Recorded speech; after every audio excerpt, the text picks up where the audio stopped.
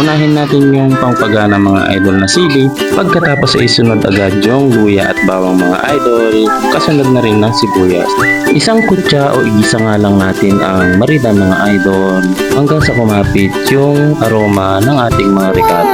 Pagkatapos nga mga idol ay sunod na natin yung toyo ng girlfriend mo at yung suka ng kilikili ng katabi mo. Ano ba? Ano yan? Nilagyan din natin ito ng 3 kutsarang asukal mga idol para maging balanse yung sa anghang at sa timplada nito mga idol. Patutuyaan nga lang natin konti mga idol at pagkatapos ay pwede na natin ihain. O diba? At yun na nga mga idol. Ihain na natin mga idol kasi sa kumakain na si Papa at siya ang unang titikim mga idol at tingnan natin yung maging reaction niya. Ayun, approve daw.